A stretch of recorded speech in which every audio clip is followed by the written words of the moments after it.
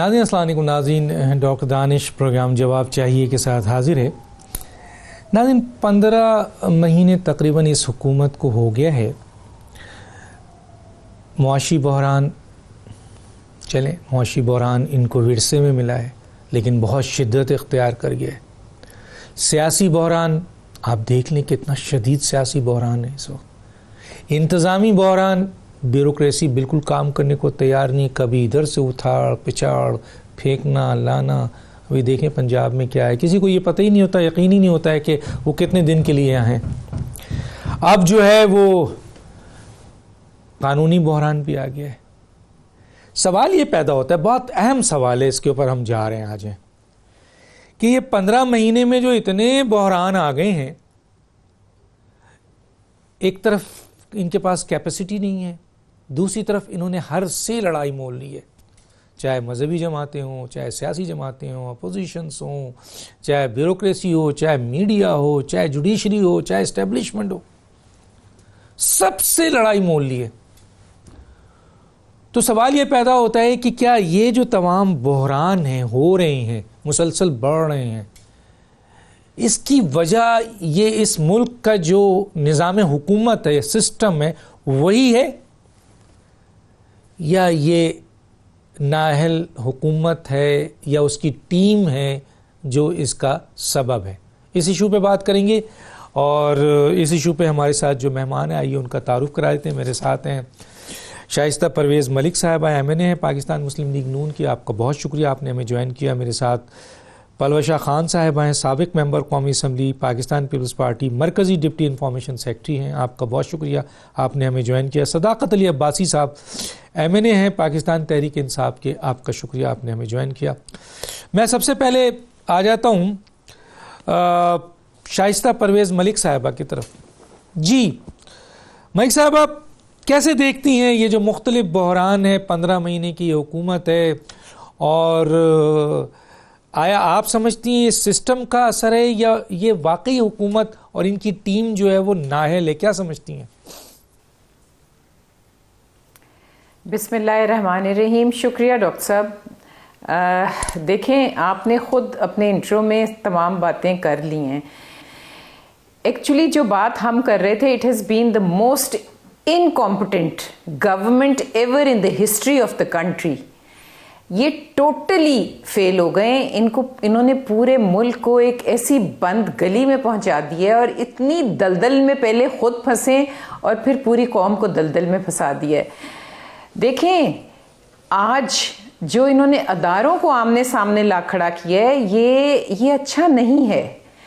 और जो अपने आप को तो इन्होंने कटहरे में खड़ा कर ही दिया है, लेकिन ये एक निहायत, जो हम पहले दिन से कह रहे हैं कि ये नालायक और नाअहल लोग हैं, जिनके पास ना टीम है, ना कुछ सोच है, ना विजन है, ना कोई आइडिया है, ना कोई प्रोग्राम है।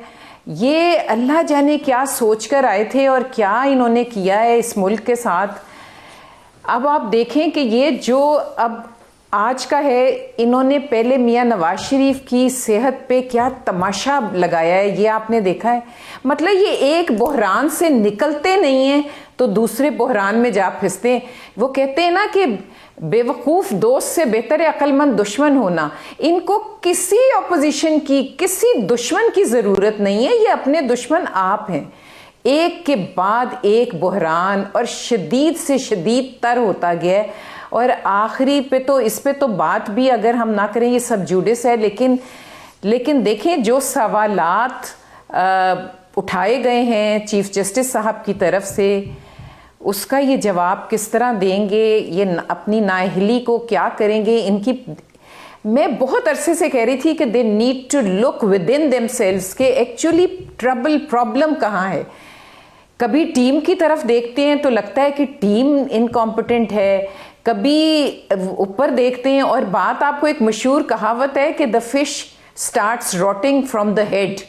मुझे नहीं पता ये कब तक इनको बर्दाश्त किया जाएगा, क्योंकि ये तो समझ से बाहर है कि इस मुल्क के साथ क्या खिलवाड़ हो रहा है और ये कहाँ हमें लेके जाएगा और हम कहाँ पहुँच के रुकेंगे। आपके सामने है सब कुछ।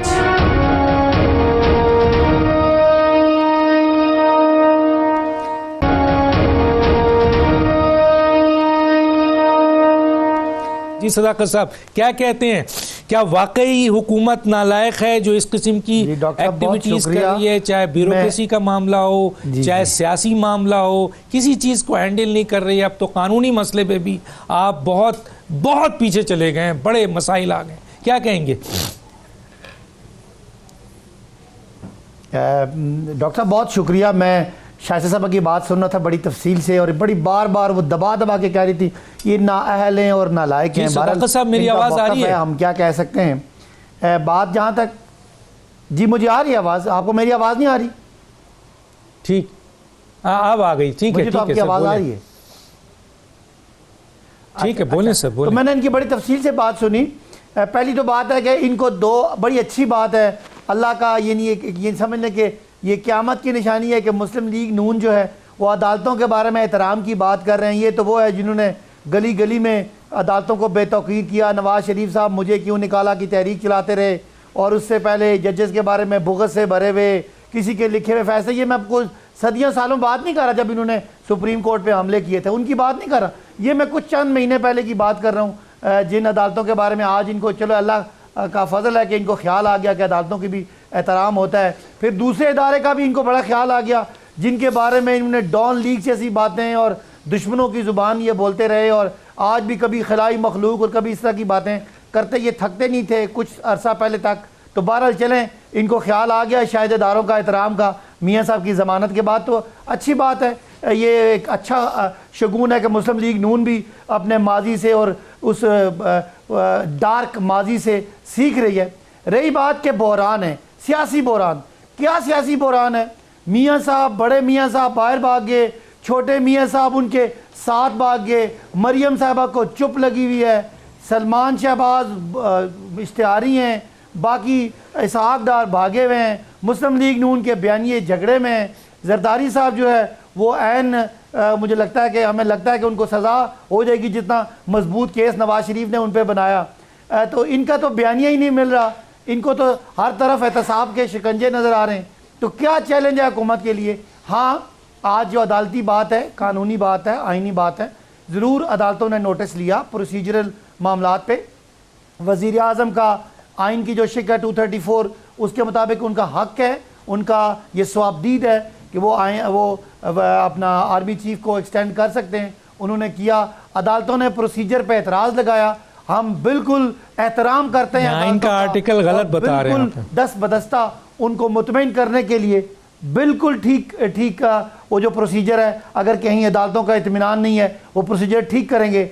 बाकी रही मईशत की बात, तो मईशत के वो खसारे, वो लूट मार, वो कर्जे, वो सारी जो माइंस बिछा के गए थे, अल्लाह ताला के फजल करम से एक एक करके निकाल दिए। वही बातें हैं, वही जुल्म है। PIA को किसने डुबोया? नवाज शरीफ साहब ने। बिजली का किसने खसारा किया? नवाज शरीफ साहब ने। रेलवे किसने डुबोई? नवाज शरीफ साहब ने। स्टील मिल किसने डुबोई? नवाज शरीफ साहब ने। तारीख का रिकॉर्ड खसारा बजट का किसने किया? शाहिद खाकान ने। करंट अकाउंट का खसारा किसने किया? शाहिद खाकान ने। एक्सपोर्ट किसने डुबोए? नवाज शरीफ साहब ने। मैं आता हूं जनाब परवेज शाह साहिबा की तरफ, ये मुझे थोड़ा सा बताना था, बता दिया, आई एम सॉरी, लेकिन मैं एक जुमला और बोल देता हूं उसके बैकअप, ये वही माइंड है जो नवाज शरीफ बचा के गए इस मुल्क की जड़ों में, मईशत में जो माइंड बचा के गए वो फट रही है। बिल्कुल गलत है, बिल्कुल गलत है, बहुत सही बात कर दिया आपने, लेकिन मैनेजमेंट फेल हो रही है सर। जी परवेश शाह साहिबा क्या कहती हैं?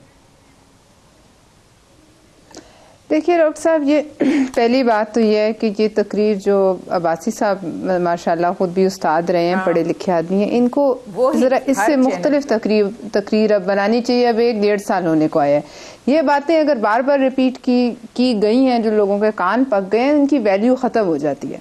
अब बात यह है कि हम आपसे पूछें आपने क्या किया। जो लोगों ने किया वो तो चलें, आप जो कह रहे हैं उसको मान भी रहे हैं, आपने क्या किया तो हमने आपसे पूछना है ना।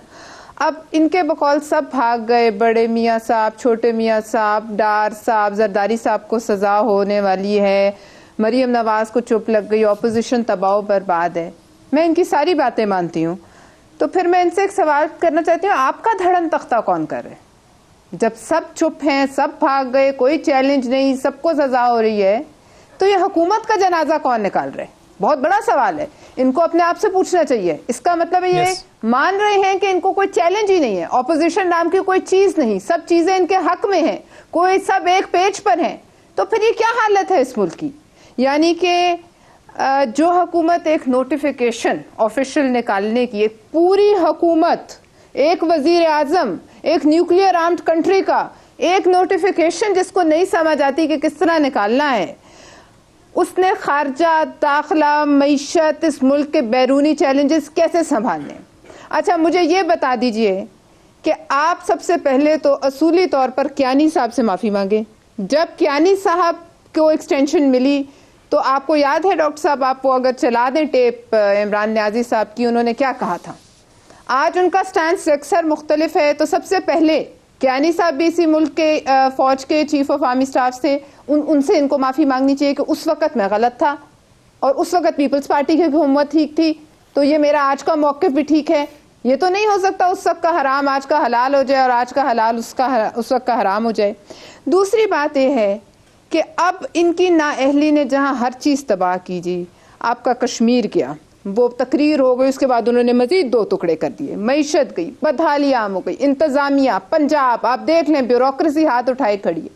मुझे ये बताएं, आज इस मुल्क के मुनज़्ज़म तरीन इदारा जो हमारी सरहदों का मुहाफ़िज़ है, जिसके ऊपर बैंक करके हम सोते जागते हैं, आज आपकी नाअहली का बोझ उनको क्यों उठाना पड़े?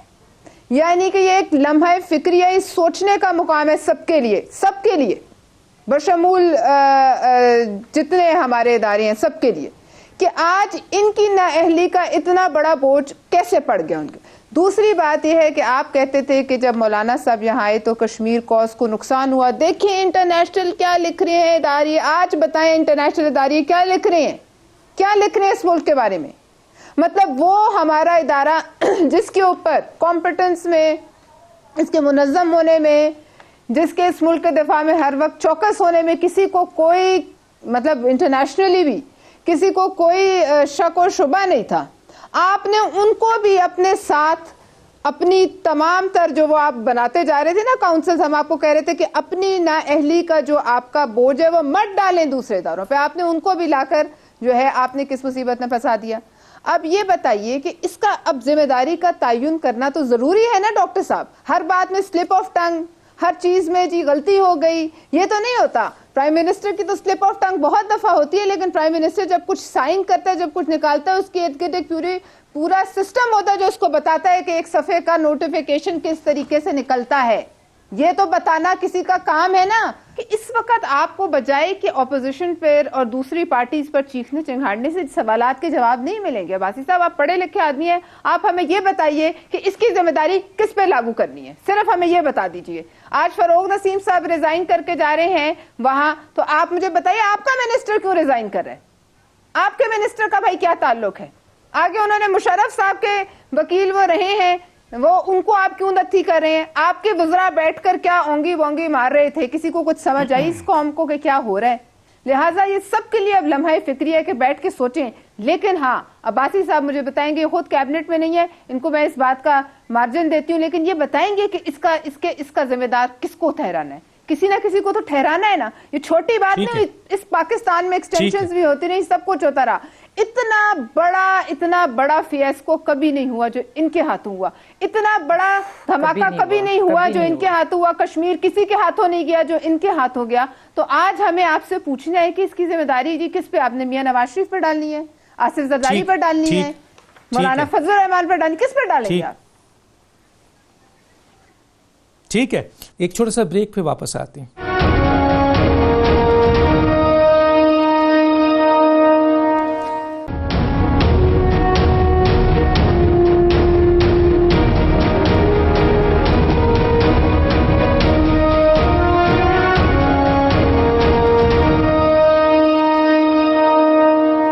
वेलकम बैक जी। शाइस्ता परवेज़ मलिक साहबा, क्या कहेंगी इसके ऊपर? एक तो जो बहुत ही इम्पॉर्टेंट है वो ये है कि अभी हम देख रहे हैं कि स्लाइड भी चल रही है कि जनाब चीफ सेक्रेटरी पंजाब को हटा दिया गया, तो फिर आईजी पंजाब को हटा दिया गया। ये धड़ाधड़ इधर उधर तब्दीली तो कर रहे हैं, लेकिन लोगों का ख्याल है कि अगर तब्दीली ही करना है तो सबसे पहले तो फेडरल कैबिनेट को कीजिए, जो नाअहल तरीन लोग हैं और इस तरह के लोगों को लाइए जो अब्बासी जैसे लोग हैं, जो असल में जो लोग मेहनत करके फ़ाइट करके आए, हम तो सलाम करते हैं। और अगर ये थोड़ी बहुत ऊंच नीच करें भी तो कोई फ़र्क नहीं पड़ता, क्योंकि ये पहला एक्सपीरियंस है और इन्होंने शाहिद खाकान अब्बासी जैसे लोगों को शिकस्त दी है। दूसरी तरफ हम देखते हैं ये जो फॉरेन फंडिंग है, इसमें पीटीआई की हुकूमत आज उन्होंने 8वां वकील तब्दील कर दिया। 7 रिट पिटीशन है, उसमें सिर्फ यही है कि इन्हें नहीं करने दिया जाए। ये क्यों नहीं कहते एक रिट पिटीशन में कि भाई मेरिट पे, इन्हीं के इदारे हैं ना, इदारे इन्हीं के हैं, इदारों की तारीफ़ करते हैं, ये कहते हैं हम इदारे बना रहे हैं, तो इन्हीं के इदारों से कह दें कि मेरिट पे और जल्द अज जल्द फैसला करें फॉरेन फंडिंग का, क्योंकि हमारे दामन साफ़ हैं, हमें कोई डर नहीं है, आप फैसला जल्दी करें। लेकिन इनकी एप्लीकेशन में तो ये लगा होता है कि जनाब अली डिले करें, ज्यूरिडिक्शन गलत है, इसे नहीं होने दें, इसे रोकें। ऐसा क्यों? डॉक्टर साहब, जो आपने चेंजेस के, आपको पता है आज 4था आईजी चेंज हुआ है इन 15 महीनों में। एवरेज 4 महीने निकलती है, कम उससे भी। चीफ सेक्रेटरी चेंज, और कमिश्नर्स और डिप्टी कमिश्नर्स का तो आप नाम ही ना लें, वो कितने चेंज हो चुके, क्या हो चुके। लेकिन आपने इनकी कैबिनेट के भी मिनिस्टर्स हैं ना, वो भी चेंज होते हैं। वो एक जगह से उठाया जाता है, वो एक जगह अपनी नाअहली का पूरा सबूत देते हैं, कुछ डिलीवर नहीं करते, लेकिन उनको वहाँ से उठा के दूसरी वजारत दे दी जाती है। एक वज़ीर पे करप्शन के इतने लंबे चार्जेस हैं कि उसने 300% दवाइयों की कीमतें बढ़ा दी, और हमने सुना कि नैब में उनका केस चला गया, लेकिन 15 महीने हो गए। कियानी साहब, वो जो इनके आमिर कियानी साहब थे, उनका कोई पता नहीं है। तो मेरी बात सुने, नाअहली सिर्फ ऊपर नहीं है, नाअहली नीचे तक है, और इसमें ब्यूरोक्रेसी ने तो हाथ खड़े कर दिए, बिकॉज कोई भी काम नहीं करेगा जिसे यही नहीं पता कि कल उसने यहाँ होना है कि नहीं होना। और जिस तरह इन्होंने नैब को अपने साथ गठजोड़ करके और जिस तरह उनको पीछे लगाया है, तो कोई, मेरे तो नहीं ख्याल कोई इतना दीवाना होगा कि वो कोई काम करेगा। क्योंकि देखें, जब फैसले करते हैं तो 10 फैसले ठीक होते हैं और उनमें 2 गलत भी हो सकते हैं। तो यहाँ तो आप देखें कि बग़ैर किसी इल्ज़ाम के 21 महीने से लोग बंद हैं। आप अहद चीमा को देख लें, आप फवाद हसन फाद को देख लें, आप साद रफ़ीक। अब रेलवे का जो हाल है डॉक्टर साहब, अगर ये आप एक दिन रेलवे का ही प्रोग्राम कर लें, तो वो साहब आज टीवी पे आके, अल्लाह माफ़ करे, इतने बुरे अल्फाज आज उनकी मैंने जो तकरीर सुनी है मियाँ नवाज शरीफ के लिए वो कर रहे थे, तो उस शख्स पे तो 400 से ज़ायद लोगों के शहीद होने का मेरा ख्याल पर्चा कटना चाहिए। वो तो, ये तो कातिल, वो रेलवे जो है वो तो कातिल एक सवारी हो गई है। तो वो, उनका कोई जवाब देने वाला, उनसे कोई पूछने वाला नहीं है। तो नाअहली आपका, अब आप प्राइम मिनिस्टर साहब जो सिलेक्टेड हैं उनको देखें कि वो जाके ईरान में कहते हैं कि मैं आपसे क्या कहूँ, यहाँ पाकिस्तान की सरहदों से आपके ऊपर हमला होता है। अमेरिका में जाते हैं तो कहते हैं कि अलकायदा की ट्रेनिंग हमारी ISI ने की है। फिर वो कैपिटल वो जो है ऑडिटोरियम, उसमें फरमाते हैं उनके लिए, देखें एयर, मतलब प्रायोरिटीज़ आप देखें एक शख्स की, कि मैं AC उतार लूँगा, मैं उससे जाके TV ले लूँगा, मैं ये कर लूँगा। भाई तुम्हें अपॉर्चुनिटी मिली है, तुम्हारे आगे डायस्पोरा बैठा है इतना बड़ा, तो मुझसे कहो आओ पाकिस्तान में। अब फरिश्ता एक आया है जो तुम्हारे तुम्हारी कैपिटल इन्वेस्टमेंट की हिफाजत करेगा, आओ पाकिस्तान में आओ, इन्वेस्ट करो। लेकिन नहीं, वहाँ पे भी वो कंटेनर पे चढ़े रहे। कभी वो आके फरमाते हैं कि जी ये जो है हज़रत ईसा का अल्लाह माफ़ी जिक्र ही कुरान में नहीं। और जो लेटेस्ट आप सुने, उन्होंने अपनी तकरीर में फरमाया, प्लीज़, मतलब ये तो परेशानी की बातें, उन्होंने फरमाया कि मलेशिया से क्योंकि हम तेल लेते हैं इसलिए हमारी बिजली बहुत महंगी है। अब आप मुझे बताएं, ये तो हर एक को पता है कि मलेशिया से पाम ऑयल लेते हैं जो खाने पकाने में इस्तेमाल होता है। डॉक्टर साहब आप हंस रहे हैं, आप यकीन माने कि अब हंसी आनी बंद हो गई है। मतलब जो 2 इलेक्शन कमीशन के मेंबर्स जिस तरह अपॉइंट हुए वो वापस हुए, इन्होंने फिर सबक ना सीखा। GIDC जिस तरह हुआ, कोर्ट्स ने वापस किया, इन्होंने वो उससे सबक ना सीखा। और जो ये अब जो फॉरेन फंडिंग में किया जिस तरह इन्होंने 5 साल उसको अवॉइड किया है, बाइकआउट किया है, स्क्रूटनी कमेटी को बाइकआउट किया, क्या कुछ नहीं किया, कभी अपने वकीलों को चेंज किया, कभी पेशियों पे पेश नहीं हुए, और आखिर में अब आप देखें Shahid Khaqan Abbasi on the other hand कहता है कि मेरी जब ट्रायल हो तो उसने रिक्वेस्ट की, अपील की है और कि मेरा ओपन ट्रायल हो ताकि लोगों को सुन सकें और पता लग सके कि मैंने क्या किया, और ये सीक्रेसी डिमांड कर रहे हैं अपने फॉरेन फंडिंग केस में। अगर इतना ही दामन साफ है तो आओ तलाशी दिलवाओ, तुम तो हर एक की तलाशी लेने के आदी हो, आओ अब रसीदें दो। लेकिन उसमें भी आप देखें पीपल्स पार्टी को भी इन्वॉल्व कर दिया, हमें भी।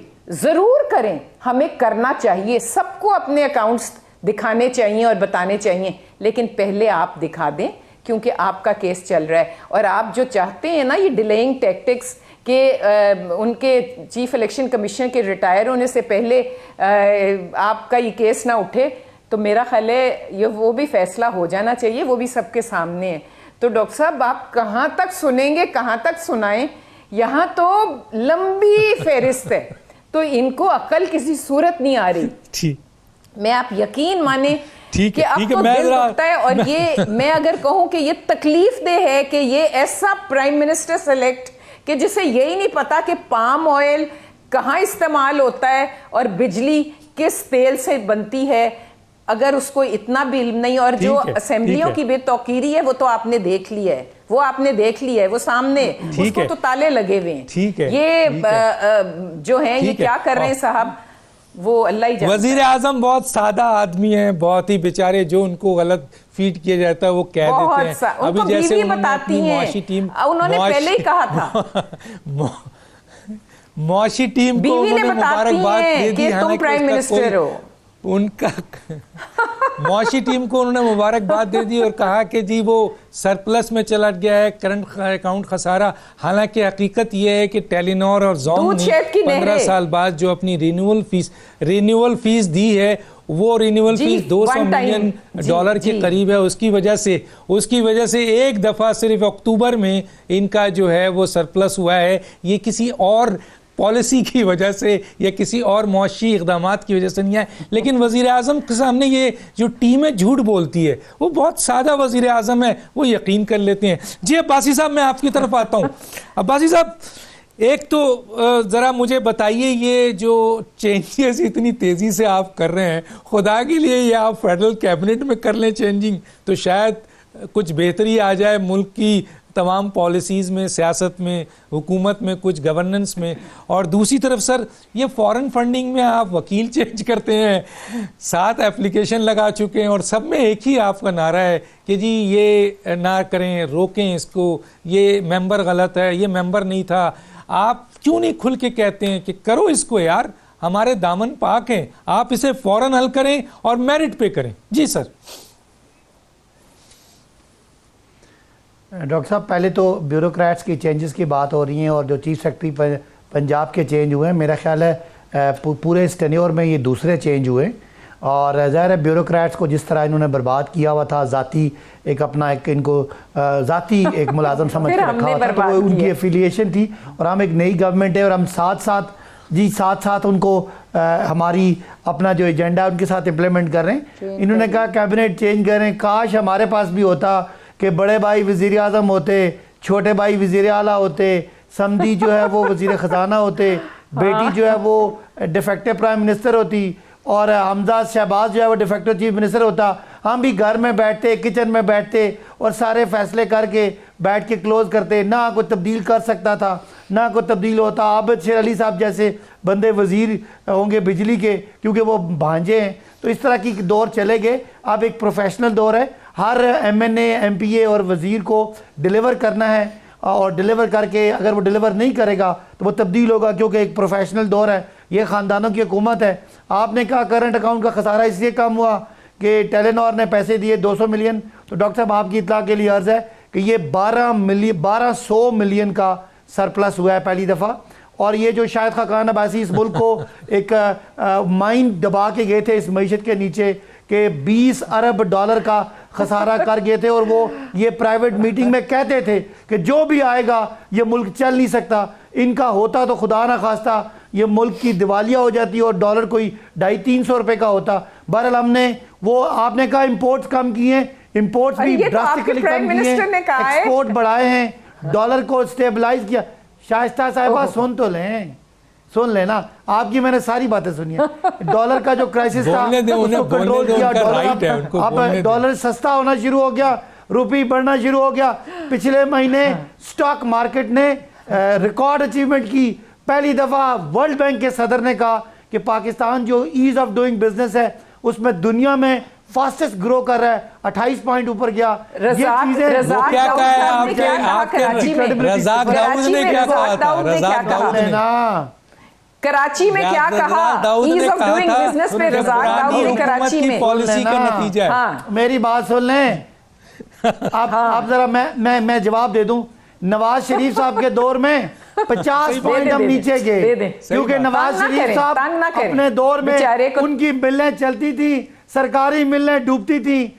सुन लेना, मुझे बात तो करने दें, आप हंसती जा रही हैं। मेरा पॉइंट, इनकी मिलें चलती थी, शाहिद खान की एयरलाइन अरबों के मुनाफे में और पीआईए डूब रही थी।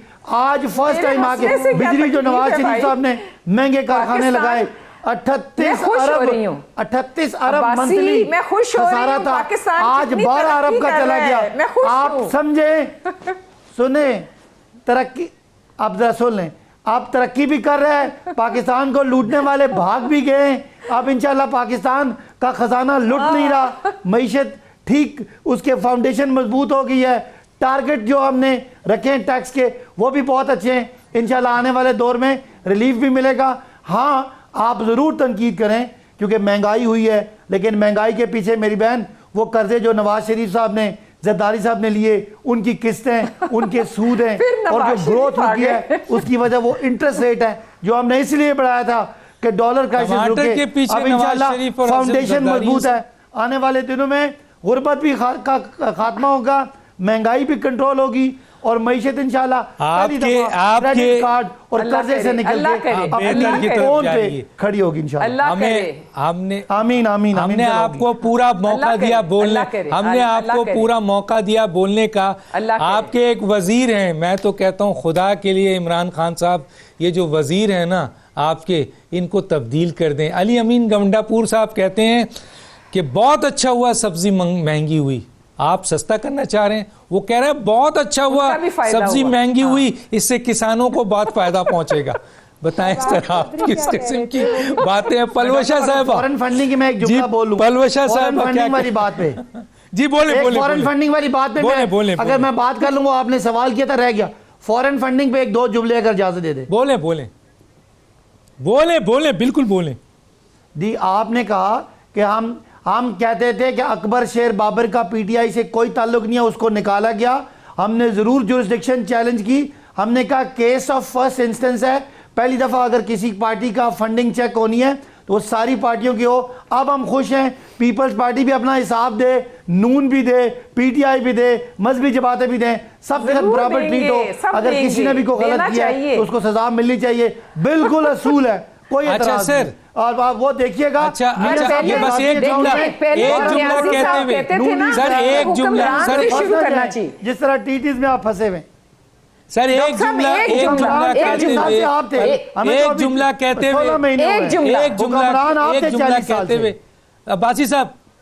अब्बासी साहब एक जुमला कहते हुए पलवशा साहब की तरफ जाऊंगा। पहले मैं उनको कहता हूं शाइस्ता परवेज मलिक साहबा का कोई एक जुमला वो सुन लेते हैं, जरा अब्बासी साहब सुन लें। हाँ जी शाइस्ता साहब। नहीं जी, मैं कह रही हूँ कि वो कहते हैं कि सबसे पहले हुक्मरान को एहतसाब, अपने आप को एहतसाब के लिए पेश करना चाहिए। तो ये जो मदीना की रियासत है तो पेश होए ना फॉरेन फंडिंग केस में, मदीने की रियासत वाले, और अपने आप को पेश करें तलाशी के लिए। 40 इमरान खान साहब ने, last 40 years you are the ruler. Imran Khan साहब सही है। इमरान खान साहब का एक बड़ा ज़बरदस्त एफिडेविट है, और इससे पहले इमरान खान साहब हमें मिसालें देते थे और बहुत अच्छा मिसालें देते थे कि खुलफाए राशिदीन में हज़रत उमर रज़ी अल्लाह ताला अन्हु से एक आम आदमी ने पूछा कि आपकी ये शर्ट जो है वो लंबी क्यों है, कमीज़। तो ये कमीज़ लंबी होने का वो कहते थे कि मैं इस किस्म का निज़ाम चाहता हूँ कि एक आम आदमी खलीफत वक्त से सवाल कर सके। तो जब इनसे फॉरेन फंडिंग का सवाल किया गया तो उन्होंने एक एफिडेविट दिया है। उस एफिडेविट में इन्होंने लिखा है, कहा है कि एक आम आदमी मुझसे कोई सवाल नहीं कर सकता है। बताइए कितना तजाद है। मैं आता हूं पलवशा साहिबा, क्या कहती हैं आप? वो ज़ात के बारे में था, ये इदारे के बारे में। जी अमीन गंडापुर की बात आपने बताई, फवाद चौधरी की भी बता दें, जहाँ वो कह रहे हैं कि लोगों से कि उम्मीद न रखें, हम तो पता नहीं 400 इदारे ख़त्म करने जा रहे हैं, आप हमसे नौकरियों की उम्मीद न रखें। और अब्बासी साहब कह रहे हैं नौकरियाँ आएंगी, और अब्बासी साहब कह रहे हैं मईशत अच्छी होगी। और मतलब हम किसकी बात पे यकीन करें? यानी आपकी काबीना सब झूठों पे मबनी है। यानी 62-63 तो सबसे पहले काबीना पे रखना चाहिए। और दूसरी बात यह है कि अब्बासी साहब को बहुत दफ़ा कह चुकी हूँ, ये जो खैर ये जो आप लोग तकरीर करते हैं ना, ये वो जो बच्चों की कहानियाँ होती है ना, छोटी छोटी 2-2 रुपए की किताबें, उसमें भी इससे बेहतर कहानियाँ दर्ज होती हैं जिन्होंने, वो भी ज़्यादा इंटरेस्टिंग होती हैं। सुनाई जाए तो 2 लोग 5 मिनट गौर करके सुन लेते हैं। जो बातें आप करें वो हुकूमत वालों की बातें नहीं है। अब आप ऑपोजिशन में नहीं है, अब आप अपना जवाब देंगे, क्योंकि आप रियासत मदीना के दावेदार हैं। इसलिए अगर आप दूसरों पे पत्थर फेंकेंगे तो पत्थर सबसे पहले वही उठाएगा जो खुद पाक हो। आप अपना दामन तो हमें दिखाएं कि पाक है, फिर आप बेशक जितने मर्जी पत्थर मारे पीपल्स पार्टी पे, अपनी फंडिंग का दिखाओ, नून लीग अपनी दिखाए, मौलाना साहब अपनी दिखाए, सबसे पहले आप पे लाजिम होता है। ये है असूल उस रियासत का जो आप हमें पिछले कई सालों से आप ये चूरन बेच रहे हैं। और ये रियासत मदीना नहीं है जो भी आपने बनाई है, ये जो रियासत कूफा के खलीफा हैं वो हमें ये सबक देते थे कि हजरत उमर की मिसालें देते थे। आज जब वक्त आए तो आप कहते हैं मैं जवाब दे नहीं हूँ आवाम को। आप किसको जवाब दें बताइए? एक छोटा सा ब्रेक पे वापस आते हैं।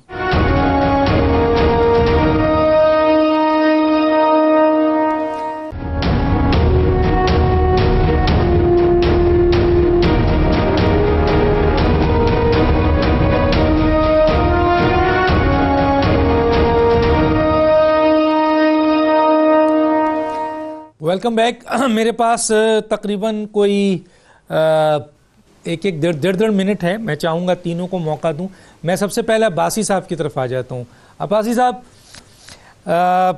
अपोजिशन ये कहती है कि जी उन्हें यकीन दिलाया गया है कि दिसंबर जो है ये हुकूमत चली जाएगी, क्या कहेंगे सर? पहले तो जो पलवशा साहब ने सवाल किए मैं जवाब दे दूं कि ये जो आज जो कुछ बहुत बड़ा इनके हिसाब से बहुत बड़ा गलत हो गया, क्योंकि ये मामला सब जुड़े से मैं बोलना नहीं चाह रहा। हम समझते हैं कि वज़ीर आज़म का इख्तियार है कि वो अपनी मर्ज़ी से चीफ ऑफ आर्मी स्टाफ को एक्सटेंशन दे सकते हैं, लेकिन अगर अदालत ने हमारे किसी प्रोसीजर पे एतराज़ नहीं सर, गलत बोले हैं सर नहीं दे सकते सर। कौन सा कानून है सर? खुदा के लिए सर, वो सिर्फ रेकमेंड कर सकते हैं सर, खुदा के लिए सर, खुदा के लिए नहीं दे सकते। वो उनका जुरिडिक्शन ही नहीं है, वो रेकमेंड कर सकते हैं सर। शेल का लफ्ज़ यूज हुआ है सर, वो रेकमेंड कर सकते हैं सर, रेकमेंड कर सकते हैं। 243 तो सर खुदा के लिए सर 243 आए पढ़ लेता हूं, मैं पढ़ लेता हूं। नहीं है सर। अच्छा जवाब तो नहीं है, सिर्फ वज़ीर आज़म, सुनिए, सिर्फ वज़ीर आज़म रेकमेंड कर सकते हैं। अच्छा डॉक्टर साहब मैं बात, वज़ीर आज़म शेल है, प्रेसिडेंट ने वो मस्ट है कि उनको फॉलो करना है। अब अगर कोई प्रोसीजर मिस्टेक हुई भी है तो हम जरदारी साहब की तरह नहीं है कि आम अदालतों का हुक्म ना माने, $60 मिलियन वापस ना करें, स्विस अदालतों को खत ना लिखें, यूसुफ रजा को कुर्बान कर दें, लेकिन अदालतों का हुक्म ना माने, इदारों को ईंटों से ईंटें बजाने की धमकियां दें या इस तरह का कोई काम करें। हम अदालतों का पूरी तरह एहतराम करते हैं। रही बात डॉक्टर साहब अपोजिशन की, तो बिल्ली के ख्वाब में छिछड़े, ये बेचारे ऐसे ही ख्वाबी महल तमीर कर रहे हैं। ये धरना था, उसमें हम जा रहे थे, इस्तीफा आ रहा था, लाखों लोग सड़कों पे आ रहे थे, सब फ्लॉप हो गया। अब ये बैठ के सिर्फ और सिर्फ आगे देखें, इनकी तहरीक नाकाम हुई है, लिहाजा इनके लिए अब पॉलिटिकली उठ के खड़ा होना अपनी उस क्रेडिबिलिटी के साथ जो सिफर मुश्किल हो गया है। जी बस टाइम नहीं है मेरे पास, I am sorry. Shaista Parvez Malik साहबा ये दे रहे हैं, कोई चैलेंज नहीं है पॉलिटिकल। हुकूमत डिलीवर करेगी, मईशत को ठीक करेगी और इनका किया हुआ 10 साल का काम इंशाल्लाह साफ करके इस मुआशरे को सही मानों में नीट और क्लीन मुआशरा बनाए। चले चले चले, ठीक है ठीक है। शाइस्ता साहबा 1.5 मिनट आपके पास है, क्या कहेंगी? देखें मैं तो देखें इस मामले पे तो बिल्कुल नहीं, वो तो कल इंशाल्लाह सबके सामने होगा, सब जुडिस है, इस पे तो ना ओपिनियन दे सकते हैं ना बोल सकते हैं। लेकिन मैं सिर्फ ये कहती हूँ कि इंट्रोस्पेक्शन की ज़रूरत है, इनको बैठ के देखें कि इनको देखें इंडेमनिटी करवाई और वो किस तरह कितने 7 अरब रुपए और फलाना और मतलब इतने बड़े ब्लंडर्स ये कर रहे हैं कि कोर्ट को आके इंटरवीन करना पड़ता है। ये अपनी जिम्मेदारियों को समझें खुदारा, ये ऑपोजिशन में नहीं है, ये हुकूमत में है। मैं तो आपको बताऊं कि इनको तो किसी ऑपोजिशन और किसी दुश्मन की ज़रूरत ही नहीं है, ये खुद अपने दुश्मन आप हैं। तो इसलिए इनको कहें कि इससे ज़्यादा ब्लंडर ये नहीं कर सकते थे।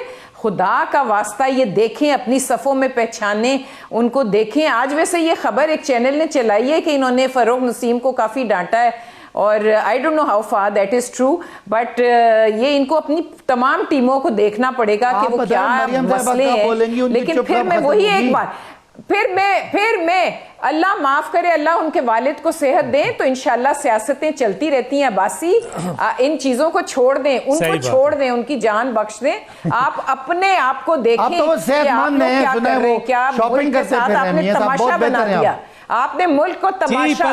जी आप लोग एक्सपर्ट हैं फोटोशॉप करने में। जी डॉक्टर साहब, मैं अब्बासी साहब की इस बात से बिल्कुल एग्री करती हूँ, जहाँ तक वो कहते हैं कि हम जरदारी साहब की तरह नहीं है। आप बिल्कुल नहीं है, आपका मवाजना जरदारी साहब से नहीं होना चाहिए, मोहम्मद शाह रंगीले से होगा तारीख के औराक में। मैं एंड सिर्फ ये कहूंगी कि ये वक्त अल्लाह ना करे हमारा अंजाम भी जरदारी साहब की तरह। ये कौन बोल रहा था? एक मिनट सुनने का हौसला रखा करें। ये वक्त किसकी रऊनत पे खाक डाल गया? ये कौन बोल रहा था खुदा के लहजे में? आप किसी रियासत मदीना के कुछ भी नहीं है। डॉक्टर साहब मुफ़क्कात अमल है, मुफ़क्कात अमल है, ये मुफ़क्कात अमल। अल्लाह ना करे हमारा अंजाम, सियासी अंजाम नवाज शरीफ साहब और जरदारी साहब की तरह हो कि दो लोग करप्शन के केसेस में अपने आखिरी टाइम जो है वो जेलों में गुजारे।